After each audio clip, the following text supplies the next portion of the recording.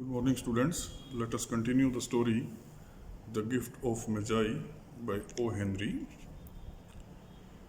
At 7 o'clock, the coffee was made and the frying pan was on the back of the stove hot and ready to cook the chops. 7 o'clock, the time that of the return of Jim.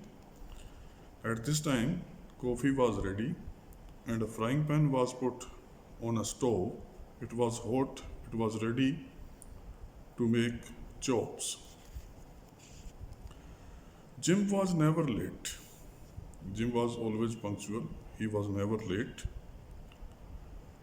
Della doubled the fold chain in her hand and sat on the corner of the table near the door that he always entered. After doing such activities in the kitchen, Della folded the fob chain in her hand and she sat on the corner of the table, particularly near the door, a particular door from where Jim always entered. Then she heard his step on the stairway down on the first flight, and she turned white for just a moment. As she was sitting there, she heard the sound of the footsteps of Jim, and she was a bit nervous for a moment. She had a habit of saying little silent prayers about the simplest everyday things, and now she whispered, "Please, God, make him think I am still pretty." She was having a habit. She used to pray for almost every little thing during day, and the same thing she did now. She prayed in a very slow voice, addresses to the God, "Please, God, make him think I am still pretty. As I have sold my hair, and Jim, after coming, when he will look at me, his attitude towards me should not change. Make him think I am still beautiful, still pretty." The door opened and Jim stepped in and closed it. Door opened, Jim entered, and after entering, he closed the door. He looked thin and very serious. He looked very tired and serious. Poor fellow. He was only 22 and to be burdened with a family. A very poor person, miserable person. The age of the person was just 22 and he was bearing the burden of the entire family.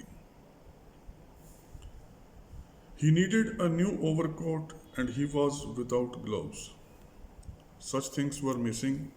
He also required a new overcoat. He also required gloves. Jim stopped inside the door, as immovable as a setter at the scent of a quail. Jim stopped there inside the door, without any movement, immovable, as a setter, as a dog becomes still and calm with the smell of a prey. In the likewise manner, he was standing there. His eyes were fixed on Della, and there was an expression in them that she could not read. He was looking constantly at the face of the Della, and there were strange expressions Della could not understand. And it terrified her. This peculiar expression made Della frightened. It was not anger, nor surprise, nor disapproval, nor horror, nor any of the sentiments that she had been prepared for. Such were the things, such were the expressions, such were the reactions Della had thought, and she was prepared for them, such as anger, surprise, disapproval, horror, such sentiments. But the impression, the expression of Jim was quite different from these sentiments. He simply stared at her fixedly with that peculiar expression on his face. He simply kept on looking at Della with fixed eyes. Still, there was that strange expression on his face. Della wriggled off the table and went for him. Della stood up, turned towards him, approached to him. Jim, darling, she cried, don't look at me that way. Jim, darling, she cried, please do not look at me with such peculiar expressions. I had my hair cut off and sold it because I couldn't have lived through Christmas without giving you a present. This is a thing I have done. I had my hair cut off and sold. The reason was that I could not celebrate Christmas without giving you a present. It will grow out again. You won't mind, will you? My hair will grow again. You should not mind for it. I just had to do it. My hair grew awfully fast. This was my compulsion. I had to do this. My hair, they grow rapidly, fast. Say Merry Christmas. Okay, we should wish to each other Happy Christmas, Merry Christmas. Jim, and let us be happy. Don't look at me with strange glances. Be happy. You don't know what a nice gift I have got for you. You just cannot imagine. You just cannot think what a nice present I have purchased for you. You have cut off your hair? Asked Jim laboriously. Very diligently, he asks Della, have you cut your hair? As if he had not arrived at that patent fact yet, even after the hardest mental labor. As if he just could not tolerate it, could not believe it.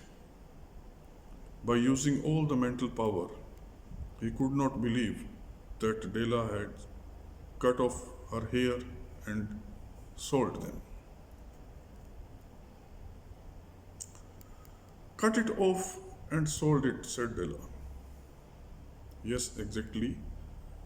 I have cut my hair off and I have sold them.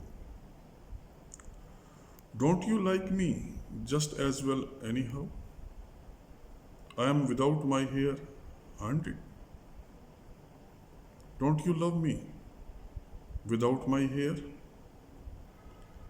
Jim looked about the room curiously. Jim started searching here in the room, looked about the room in a very curious manner. You say your hair is gone, he said with an air almost idiocy. You said that your hair is gone.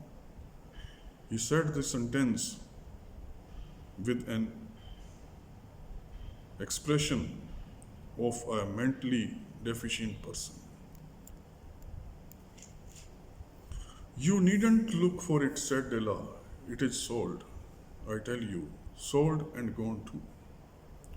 She says that you need not search here now. It is sold. I have sold the hair. I have already told you. Sold and gone. It is Christmas Eve, boy. Be good to me, for it went for you. Today it is Christmas evening. You should be good to me. Whatever I have done, I did it for you. Maybe the hairs of my head were numbered, she went on with a sudden serious sweetness, but nobody could ever count my love for you. She says that maybe it is possible that my hair could be counted, but nobody can measure the depth of love for you in my heart. Shall I put the chops on, Jim? If you permit, shall I serve the chops to you? Mark it here. Thank you very much.